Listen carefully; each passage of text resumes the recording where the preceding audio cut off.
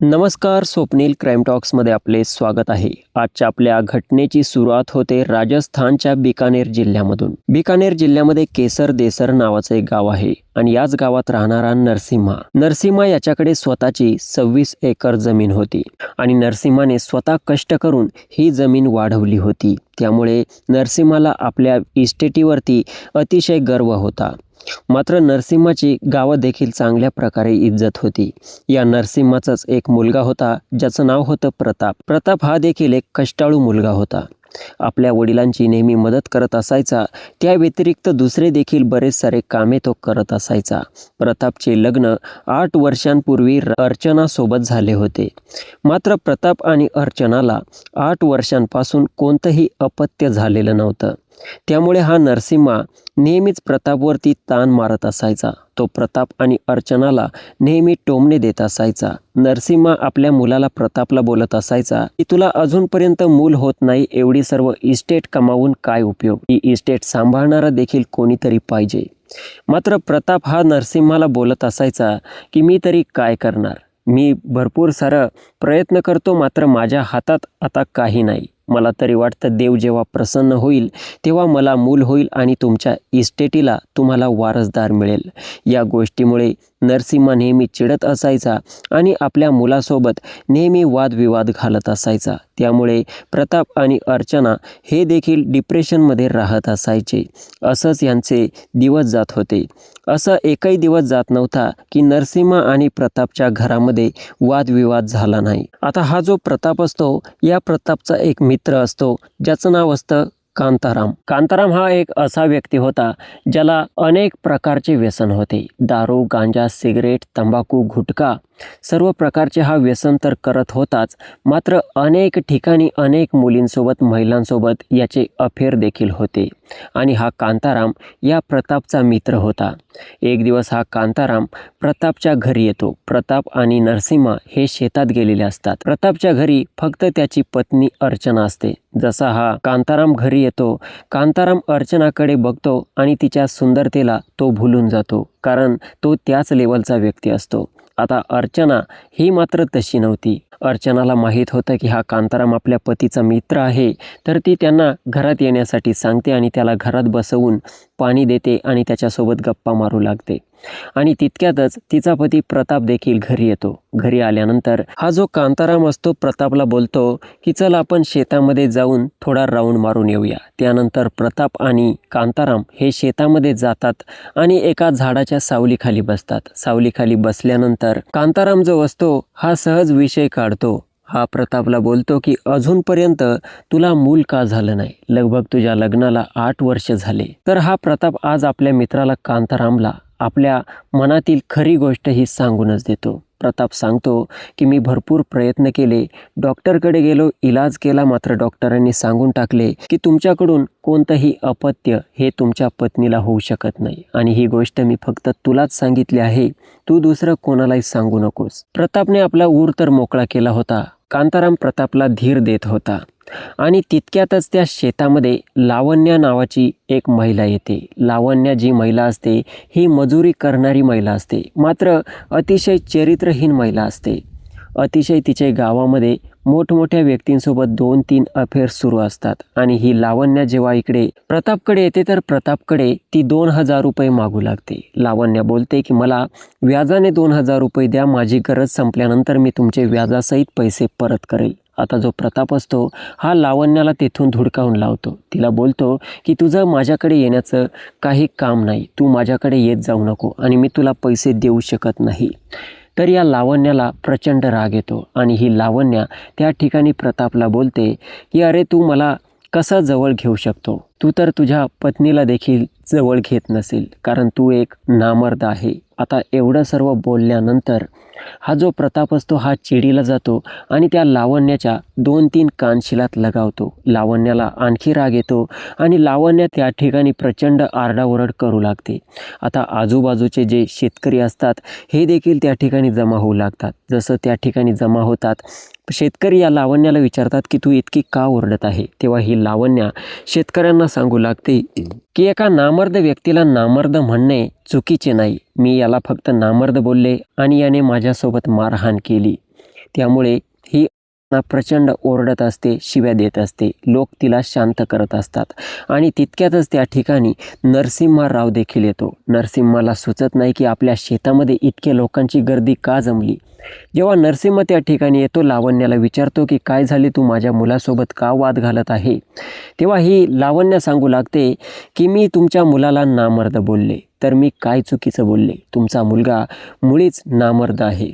आता जो नरसिंह असतो, या नरसिंहाला अगोदरपासून आपल्या मुलाचा राग येत असायचा आणि तो नेहमीच प्रतापसोबत वाद घालत असायचा. त्यामुळे नरसिंह देखील त्या लावण्याची बाजू घेऊन प्रतापला त्या सर्व लोकांसमोर बोलू लागतो. नरसिंह प्रतापला बोलतो की तू जर खरंच नामर्द आहे तर तुला नामर्द बोलण्याचा राग येण्याचं काय कारण आहे. आता एवढं सर्व आपल्या वडिलांच्या तोंडून ऐकल्यानंतर मात्र प्रताप अगदी रागाच्या टोकापर्यंत जाऊन पोहोचतो आणि तेथून पाय आपटत निघून जातो. आणि अशा प्रकारे जो नरसिंह असतो तेथील लोकांना शांत करतो आणि लावण्याला देखील काही पैसे काढून देतो आणि तिला देखील तिथून काढून देतो. हे मॅटर कसं तरी मिटतं. आता प्रताप मात्र पूर्ण रागाने पेटलेला होता, लालबुंद झाला होता, कारण त्याच्या वडिलांनी त्याला संपूर्ण लोकांसमोर नामर्द बोलले होते. आता प्रतापला भीती वाटत होती की येथून पुढे सर्वच लोक त्याला नामर्द बोलतील. त्यामुळे आता प्रतापला काय करावं काही सुचत नव्हतं. तो अनेक प्रकारचे विचार करत होता. जशी संध्याकाळ होते, संध्याकाळच्या वेळी हा नरसिंह आपल्या मुलाकडे प्रतापकडे येतो आणि प्रतापला बोलतो की शेतामधले पीक जळून चालले आहे, तेथे जाऊन पाणी देण्याचं काम कर. तर हा प्रताप आधीच रागावलेला, तो बोलतो की मी आता येथून पुढे काही करणार नाही, मला शेती वगैरे काही करायची नाही आहे. आता एवढं सर्व ऐकून नरसिंहाला राग येतो. मात्र नरसिंह बोलतो ठीक आहे, तुला नाही करायची तर मी एखादा नोकर ठेवून घेतो आणि त्याच्याकडून शेती करून घेतो. आणि अशा प्रकारे नरसिंह संध्याकाळ जाऊ देतो आणि जसं दुसऱ्या दिवसाची सकाळ होते, सकाळीच नरसिंह आपल्या गावात निघतो. गावात गेल्यानंतर इकडे तिकडे फिरू लागतो. तर त्याला सारंग नावाचा एक मुलगा दिसतो. सारंग हा अतिशय तरुण 6 फूट उंचीचा धिप्पाड गडी माणूस होता. सारंगला बघून नरसिंह खुश होतो. सारंग जो असतो हा इतरांच्या जमिनीमध्ये नोकरी करण्याचंच काम करत असायचा. नरसिंह जेव्हा त्याच्यापाशी जाऊन बोलतो की तू माझ्या शेतात काम करशील का, तुला मी महिन्याला 13,000 रुपये देईल. तर जो सारंग असतो याला ते पेमेंट पटतं, अमाऊंट पटते आणि तो बोलतो ठीक आहे, मी तुमच्या शेतामध्ये काम करण्यासाठी तयार आहे. आणि अशा प्रकारे हा नरसिंह सारंगला घेऊन आपल्या घरी घेऊन येतो आणि घरी आल्यानंतर त्याला काम समजावू लागतो. घरी नरसिंहाचा मुलगा प्रताप आणि त्याची सून अर्चना देखील बसलेल्या असतात. जो सारंग असतो हा निहाळून त्या अर्चनाकडे बघत असतो आणि प्रताप सारंगकडे बघत असतो. प्रतापला कळून चुकते की हा सारंग कोणत्या लेवलचा मुलगा आहे आणि याच्या काय मनात आहे. जो प्रताप असतो हा पूर्ण त्रासलेला असतो, वेडावलेला असतो. तो एकच विचार करत असतो की त्याला लोक नामर्द म्हणतील. त्यामुळे प्रतापच्या डोक्यात आता वेगळी आयडिया येऊ लागते. त्यानंतर नरसिंह जेव्हा त्या नोकरला घेऊन आपल्या शेतात जातो, शेतात गेल्यानंतर हा जो प्रताप असतो हा देखील शेतात जातो आणि शेतात जाऊन या नोकराला गाठतो. नोकर सारंग जो असतो हा जेव्हा प्रतापकडे येतो, प्रताप बोलतो की मला तुझ्यासोबत खूप महत्त्वाचं बोलायचं आहे. सारंग बोलतो ठीक आहे मालक, बोला. तर प्रताप सारंगला सांगू लागतो की तुला माझ्या पत्नीसोबत वेळ घालवायची आहे. आता जो सारंग नोकर असतो हा ती गोष्ट ऐकून घाबरतो, डचकतो. त्याला सुचत नाही की एक पती आपल्या पत्नीसोबत वेळ घालवण्याची परवानगी एका नोकराला कशी देऊ शकतो. जो नोकर सारंग असतो याला भीती वाटू लागते. हा बोलतो की साहेब, मी हे असं कसं करू शकतो. जर कोणी बघितलं किंवा तुमच्या वडिलांनी नरसिंह यांना जर समजलं तर माझे काय हाल होतील. मात्र जो प्रताप असतो हा बोलतो की तू तो कसलाही विचार करू नको, सर्व काही मी मॅनेज करून घेईल. बस तुला माझ्या पत्नीसोबत वेळ घालवावी लागेल. तिला एक अपत्य झाल्यानंतर तुला हे काम करण्याची गरज नाही. मी तुला याबद्दल 5 लाख रुपये देण्यासाठी तयार आहे. आता 5 लाख रुपयांची रक्कम जेव्हा हा सारंग ऐकतो, सारंग एका पायावरती ही गोष्ट करण्यासाठी तयार होतो आणि प्रताप देखील खुश होतो. आता प्रताप त्याला सांगतो की जेव्हा कधी रिकामी वेळ असेल तेव्हा मी तुला कॉल करेल, तेव्हा तुला माझ्या घरी यावं लागेल आणि माझ्या पत्नीसोबत वेळ घालवावी लागेल. याचं कारण देखील हा प्रताप सारंगला सांगतो. सारंग हा तयार असतो आणि आता जसा तो दिवस जातो, दुसऱ्या दिवशी नेमकेच नरसिंह जे असतात हे 4 दिवसांसाठी गावी जाणार असतात. ते गावी निघून जातात आणि संध्याकाळच्या वेळी हा प्रताप सारंगला कॉल करतो आणि सारंगला सांगतो की आता तू माझ्या घरी येऊ शकतो. सारंग 10 ते 15 मिनिटातच इकडे प्रतापच्या घरी येतो आणि प्रतापने सांगितल्यानुसार तो अर्चनाच्या बेडरूममध्ये जातो. आता आपण हा विचार करत असाल की अर्चना या गोष्टीला तयार कशी झाली. तर ज्या दिवशी प्रतापला त्याचे वडील सर्व लोकांसमोर नामर्द बोलले होते, त्यावेळी प्रताप घरी येऊन आपल्या पत्नीला सांगत होता आणि पत्नी अर्चनापाशी तो खूप रडत होता. तो अर्चनाला बोलत होता की नामर्द हा शब्द माझ्यासाठी एका विषापेक्षा देखील आणखी जास्त विषारी आहे आणि कोणी मला नामर्द बोललेलं हे सहन होणार नाही. डॉक्टरांनी सांगितलंय की तुझ्यापासून मूल होऊ शकत नाही आणि तुला मूल जोपर्यंत होत नाही तोपर्यंत लोक मला असंच नामर्द बोलत राहतील आणि त्यामुळे मी अशा एका व्यक्तीचा इंतजाम करणार आहे जो व्यक्ती तुला गर्भवती करू शकेल. बस तुला त्यासाठी तयार व्हावं लागेल. तर अर्चना ही आपल्या पती प्रतापला याबद्दल नको बोलली होती. मात्र प्रताप जो होता हा मग तिला बोलला की ठीक आहे, जर तू ते ऐकत नसेल तर मी विष पिऊन आत्महत्याच करतो, कारण नामर्द म्हणून जगणं हे मला पटत नाही. आता जी अर्चना असते ही कशीबशी त्या ठिकाणी तयार झाली होती आणि हेच कारण होतं की प्रतापने जेव्हा सारंगला घरी बोलावून घेतलं आणि आपल्या पत्नीच्या बेडरूममध्ये पाठवलं तेव्हा अर्चनाने कसलाही नकार दिला नाही आणि आतमध्ये सारंग आणि अर्चना दोघांनी त्यांच्या रजामंदीने या वाईट कामाला सुरुवात केली, या घाणेरड्या कामाला सुरुवात केली. आता जेव्हा दोघांचं मन भरलं तेव्हा हा सारंग बाहेर आला आणि जसा तो बाहेर आला प्रतापने त्याला 2 लाख रुपये दिले आणि तो बोलला की येथून पुढे तुला दर दुसऱ्या तिसऱ्या दिवशी माझ्याकडे यावं लागेल आणि माझ्या पत्नीसोबत वेळ घालवावी लागेल. यानंतर मी तुला आणखी 3 लाख रुपये देणार आहे.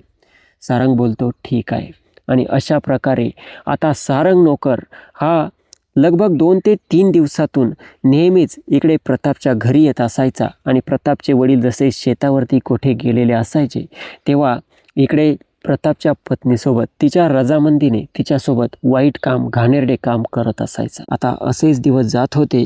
7 फेब्रुवारी 2026चा दिवस असतो. प्रतापचा जो मित्र असतो कांताराम हा सकाळी 10 वाजता प्रतापकडे येतो आणि प्रतापला बोलतो की मला अर्जंटमध्ये माझ्या बहिणीच्या गावी जायचे आहे आणि मला सोबत कोणीच नाही, त्यामुळे तू माझ्या सोबत चल. जो प्रताप असतो आपल्या पत्नी अर्चनाला बोलतो की मला कांताराम सोबत जावेच लागेल, त्यामुळे मी आज येऊ शकणार नाही, माझी वाट बघू नको. अर्चना बोलते ठीक आहे आणि त्यानंतर प्रताप आणि कांताराम हे कांतारामच्या बहिणीच्या गावी चालले जातात. आता अर्चना जी असते ही घरी एकटीच असते, कारण तिचे सासरे नरसिम्हा हे शेतामध्ये काम बघण्यासाठी गेलेले असतात आणि तिचा जो नोकर असतो सारंग हा देखील त्यांच्या शेतामध्ये काम करण्यासाठी गेलेला असतो. दुपारचे लगभग 1 वाजलेले असतात. तर या अर्चनाला आता घरी एकटीला करमत नव्हतं. अर्चनाला या नोकर सारंगची आता सवय लागली होती आणि अर्चना सारंगच्या प्रेमात जणू काही वेडी होऊ लागली होती. तिला आता सारंगशिवाय होत नव्हतं. अर्चना विचार करते की तिचा पती तर घरी नाहीये आणि तिचे सासरे देखील शेतात गेलेले आहे, तर हाच चान्स आहे, ही चांगली वेळ आहे, मी नोकर सारंगला घरी बोलावून घेते. आणि त्यानंतर ही अर्चना सारंगला कॉल करते आणि सारंगला बोलते की तुला आत्ताच माझ्याकडे यायचे आहे, मला तुझी आठवण येत आहे. त्यानंतर सारंग जो असतो हा नरसिम्हासोबत शेतात काम करत असतो. सारंग नरसिम्हा यांना बोलतो की माझ्या आईची तब्येत अचानक खराब झाली, मला गावी जायचे आहे आणि आईला हॉस्पिटलमध्ये घेऊन जायचे आहे. नरसिम्हा बोलतो ठीक आहे, मी तुला गावात सोडून देतो. सारंग बोलतो हरकत नाही, मी पायी नाही, एकटाच जाईल. आणि त्यानंतर सारंग हा गावाच्या दिशेने निघतो. मात्र तो गावी जात नाही, तर तो नरसिम्हाच्याच घरी नरसिम्हाच्या सुनेसोबत तिकडे रंगरलिया मनवण्याचे काम सुरू करतो. दोघांच्या रजामंदीने तिथे अर्चना आणि सारंगचे ते काम सुरू होते. लगभग 15 ते 20 मिनिटे झाले असतील.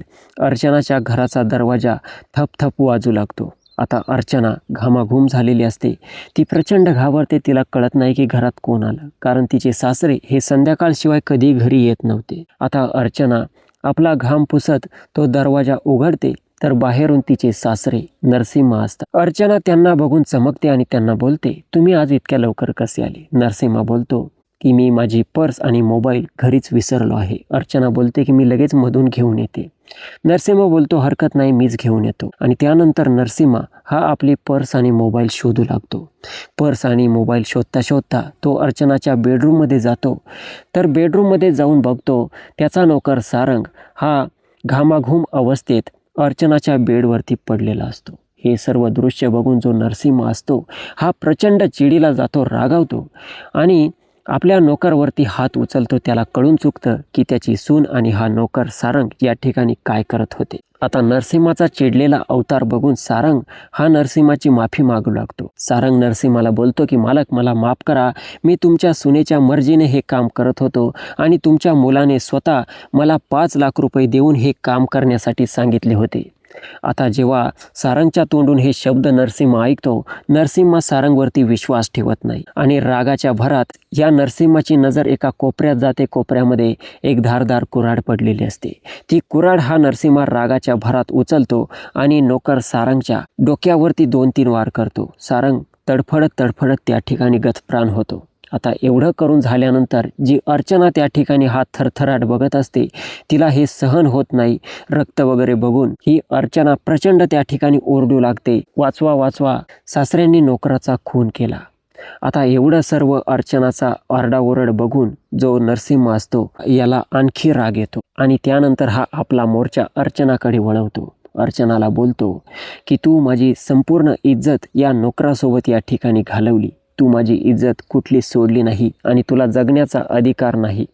एवढं बोलून हा नरसिंह तिच्या देखील मानेवरती त्या कुऱ्हाडीने वार करतो। अर्चना देखील त्या ठिकाणी गतप्राण होते। आता एवढं करून झाल्यानंतर अर्चना अगोदरच आरडाओरड करत होती। बघता बघता त्या ठिकाणी गर्दी जमू लागते आणि लोकांना समजते की नरसिंह यांनी आपल्या सुनेचा आणि नोकराचा कशा प्रकारे खून केला। पोलिसांना कळवण्यात येते। लगभग 1 ते 1.5 तासातच पोलीस घटनास्थळी दाखल होतात। नोकर सारंग आणि अर्चना दोघांचे मृतदेह ताब्यात घेतात। दोघांचाही पोस्टमॉर्टम करण्यासाठी पाठवण्यात येतो आणि त्यानंतर पोलीस त्या धारदार शस्त्रासहित त्या कुऱ्हाडीसहित नरसिंह यांना अटक करतात, पोलीस स्टेशनला घेऊन जातात आणि जेव्हा नरसिंह यांना विचारण्यात येतं तेव्हा नरसिंह आपली संपूर्ण कहाणी पोलिसांसमोर मांडतो। नरसिंह यांनी कायदा हातात घेतला होता, त्यामुळे पोलीस नरसिंह विरुद्ध चार्जशीट तयार करतात। आता येणारं भविष्य ठरवेल की कोर्ट नरसिंह यांना कोणती शिक्षा सुनावते। मात्र मित्रांनो, मला सांगा, नरसिंह यांनी आपल्या सुनेसोबत आणि नोकरासोबत जे केले ते योग्य होते की अयोग्य होते? आपले मत कमेंट सेक्शनमध्ये नक्की मांडू शकता। बाकी या व्हिडिओचा माझा उद्देश कोणाच्या भावना दुखावणे, कोणाला बदनाम करणे, अश्लीलतेचा प्रसार करणे नाही, तर आपणास जागरूक करण्याचा आहे। व्हिडिओ आवडला असेल तर लाईक करा आणि अशाच घटना, क्राईम स्टोरीज नेहमी ऐकत राहण्यासाठी स्वप्नील क्राईम टॉक्स या यूट्यूब चॅनलला सबस्क्राईब करा। भेटूयात पुढच्या व्हिडिओमध्ये। जय हिंद, नमस्कार।